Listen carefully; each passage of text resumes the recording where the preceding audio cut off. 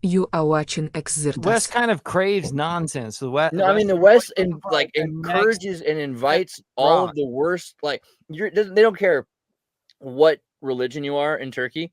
If you're a Muslim, you're a Christian, whatever. If you're a terrorist, they're gonna either kill you or arrest you, right? Like, so that kind of thing doesn't exist. They just get rid of pornography, like OnlyFans and stuff like that. Doesn't, like, they will pull you up by your ears and arrest you. I've seen like videos of people being carried off because they caught somebody doing, things like that. So basically, their entire society is super stable, super clean. It looks super modern. Everything is really nice. I realized also Mexican food is just a poor rendition of Turkish food. Like, obviously, I didn't get that before, but like, it's Spanish people failing to make Turkish food. That's basically what I found. And Hey, then their soap operas are better too. So everything about Turkey is great. But the main thing is nobody owns the cats. And right. they're everywhere you go. Their cats are living their lives. People will give them a little bit of food, but like, it's been going on, I guess, since the 6th century. Like, I guess Muhammad, peace be upon him, used to have kittens in his sleeves, and they had to cut off his sleeves so that when he was falling asleep, that the cat had somewhere to sleep. And so they love cats, and they think of it as like a testament. There's like a documentary on it. I haven't seen it yet. That's fascinating because Muslim is considered a religion ruled by Venus in a lot of different traditions. And so cats are extremely Venusian creatures. They're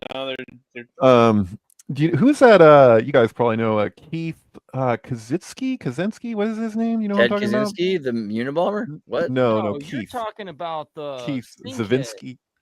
Yeah, the Sinkhead, Keith. We had him on the show once a long time ago. Yeah. But I know what you're talking about. Go ahead. he made an argument like I don't know if it was like during the 2 weeks to blah blah blah, but like during that time, shortly after that time, I think he was talking about his cat as an allegory, and I think it was spot on. I think it was true equivalence, where he was saying that he was keeping his cat in the house for a long time.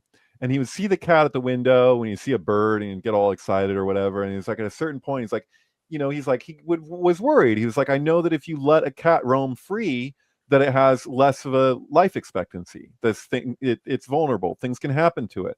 But he was like, he could see how badly the cat wanted to go outside. So quality over quantity. So eventually just let the cat out. And he said over time he could see like the cat's like pelt, the way that its fur was getting softer, and it was just more energy and more like just stoked. And he was just like, wow, I made the right decision. And he said that was kind of like, that was kind of like what changed his mind, for like, because he had, for a second he was like, okay, well, we want to do the right thing and we want to protect people, whatever, he was entertaining what people were saying at that time.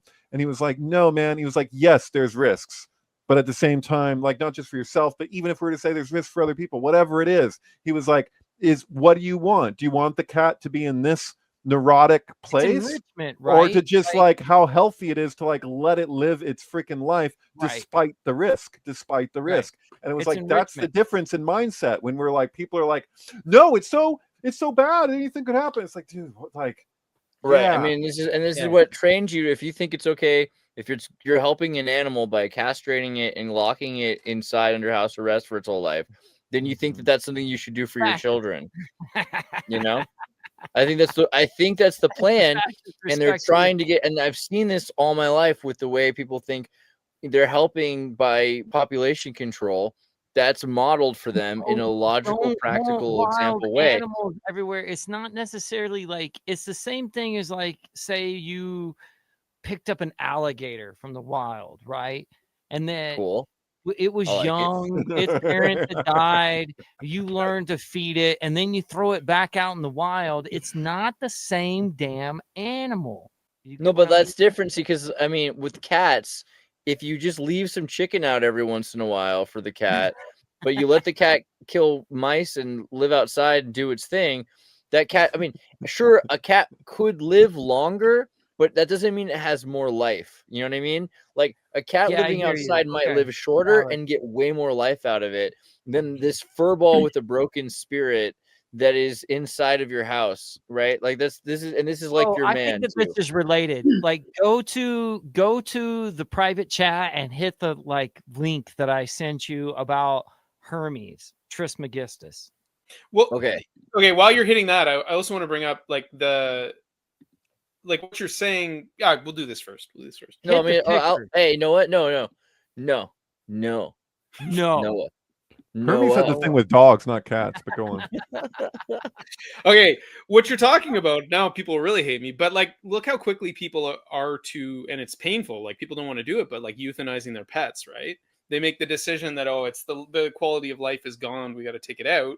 But that animal still has a will to live.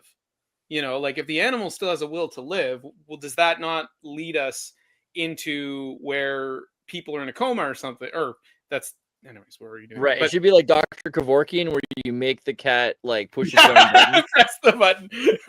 Informed consent. Wait, we're stepping into the whole Nazi idea because the Nazis just, they didn't like pick on Jews. They picked on mentally handicapped and individuals who were physically like little people too. Yeah, that's the point Andreas has been making the whole time.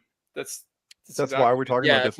If we decide what value a person or a being, let's say a being, like a being has based on what they do for me and what they've done for me lately, then we are, I mean, I'm not, what have you, is that what we're doing? Are we deciding the value of a being is more valuable because it does more for society?